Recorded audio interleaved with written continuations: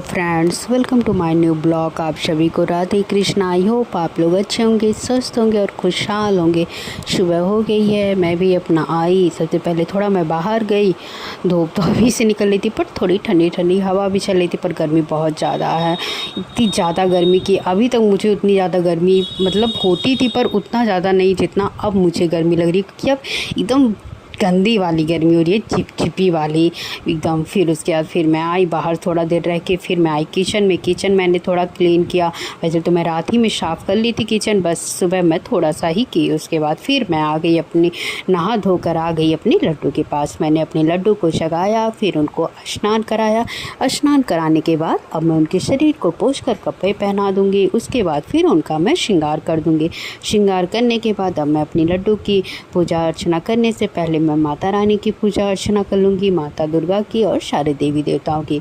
उन लोग को धूप बत्ती दिखाऊंगी। उसके बाद फिर मैं आ जाऊँगी अपने लड्डू के पास, उनका मैं पूजा अर्चना करूँगी। पूजा अर्चना करने के बाद अब मैं अपने लड्डू को भोग भी लगा दूँगी। लड्डू को भोग लगाने के बाद फिर मैं आ जाऊँगी किचन में।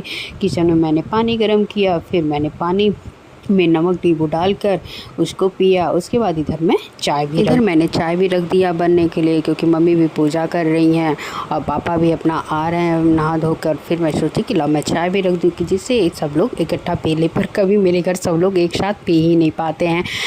2 बार तो चाय गर्म ही होगा, या तो चाय गर्म होगा या तो फिर फेंका जाएगा, दोबारा चाय बनेगा।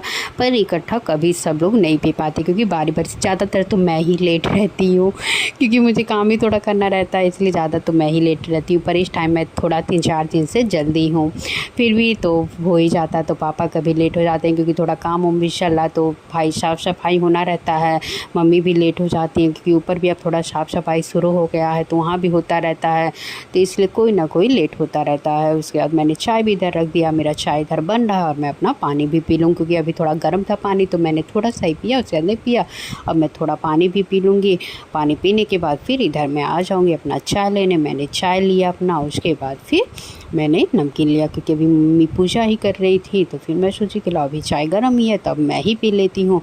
फिर मैं चाय और नमकीन लेकर आ गई, अपना खाने के लिए बैठ गई। उसके बाद फिर कुछ देर मैंने फ़ोन चलाया। फ़ोन चलाने के बाद फिर मैं आ गई अपना किचन में, क्योंकि मैं सोची अब थोड़ा लेट भी हो रहा, खाना भी बनना स्टार्ट होना चाहिए। फिर मैं आई किचन में, मम्मी ने सब्ज़ी कट करके रखा हुआ था, तो मैंने अपना दाल रखा बनने के लिए। तो फिर मैंने दाल धुल के दाल को रख दिया बनने के लिए, और इधर मैंने कढ़ाई रख कर सब्ज़ी का भी छौंका लगा दिया। आलू केले की मसाले वाली सब्ज़ी बनेगी, तो मैंने उसको भी बनाना स्टार्ट कर दिया। और आज मैं लोहे वाली कढ़ाई में सब्ज़ी बनाऊँगी, इसलिए मुझे लग रहा है मेरी सब्ज़ी भी थोड़ी काली काली बनेगी, क्योंकि लोहे वाली कढ़ाई में सब्ज़ी काली हो जाती है। पर आयरन बहुत ज़्यादा मिलता है, तो इसलिए मैंने सोचा कि मैं आज लोहे वाली कढ़ाई में ही बनाऊंगी।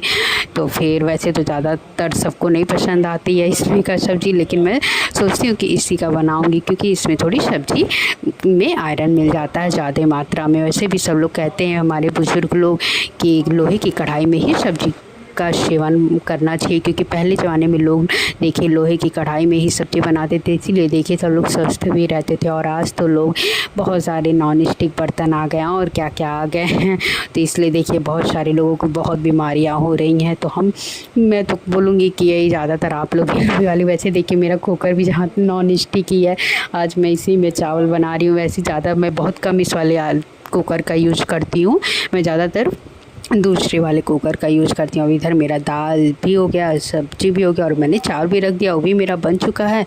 और फिर मैं निकाल कर ले आऊँगी अपने लड्डू का खाना, ठंडा करके मैं उन्हें खिला दूँगी। देखिए मेरी सब्ज़ी का कलर कैसे हुआ है, एकदम ब्लैक ब्लैक। आप लोग भी सोच रहे होंगे बाप रे इतना ब्लैक।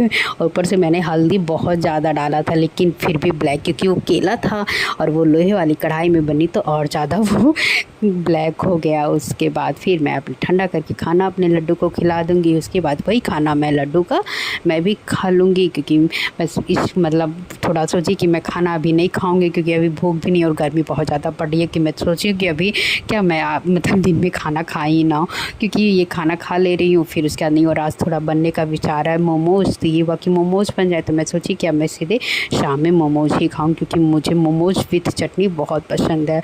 और मेरे घर ज़्यादातर अक्सर मोमोज़ बनता रहता है, क्योंकि मम्मी को बहुत पसंद है मोमोज़, तो मम्मी क्या अक्सर बोलती रहती है बनने के लिए, तो इसीलिए तो इससे पहले फिर मैं आ गई अपने लड्डू को सुलाने के लिए, क्योंकि टाइम भी हो गया था उनका सोने का।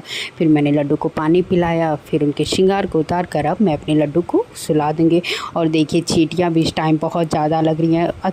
आप लोग भी कमेंट में बताइएगा किसके किसके घर चींटियाँ लग रही हैं। मेरे घर तो बहुत ज़्यादा लग रही हैं, अभी तक नहीं लग रही थी, यही 2-3 दिन से बहुत ज़्यादा चींटियाँ लग रही हैं कि एकदम बेकार लग रहा है। और यहाँ भी देखिए मेरे लड्डू के पास भी सब चींटियाँ आ गई हैं।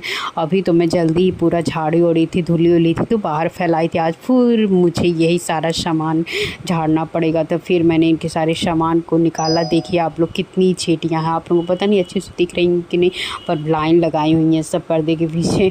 तो मैं सोची कहीं मेरी ये चींटियाँ मेरे लड्डू को ना काटे वाटे। फिर मैंने सारे सामान को मतलब उतारा और उससे मैं अब ले जाकर धूप में फैला दूँगी और उस सब सामान को उतार कर मैं पूजा वाले स्थान पे रख दूँगी। और फिर इधर अब शाम भी हो गया था और अब इधर मोमोज बनने की तैयारी हो गई। तो मोमोज का मटेरियल मैंने बना डाला और इधर आटा भी गूँथ कर तैयार हो गया है। सबसे ज़्यादा बनाने का इसका यही झमेला रहता है, जो ये छोटा छोटा बनता है मोमोज। अब कितना अच्छा रहता अगर बड़ा सा एक रोटी जैसा बेल दो और उसी में भर दो। इसको ही बहुत ज़्यादा टाइम लगता है बनने में, लगभग 1.5 से 2 घंटा तो यही बनाने में लग जाता है।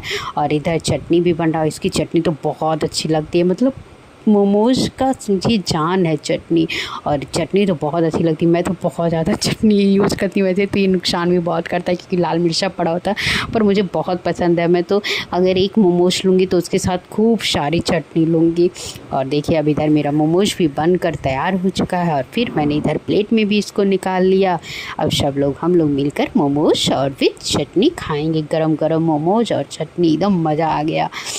उसके बाद ये सब नाश्ता करने के बाद फिर अब किचन विचन भी साफ़ होना शुरू हो जाएगा, क्योंकि मोमोज वोमोज बनने से थोड़ा और गंदा हो गया किचन। आप सभी को अगर ये मेरा ब्लॉग अच्छा लगा तो प्लीज़ लाइक, सब्सक्राइब, शेयर और कमेंट ज़रूर करिएगा। आप सभी को राधे कृष्णा, बाय बाय।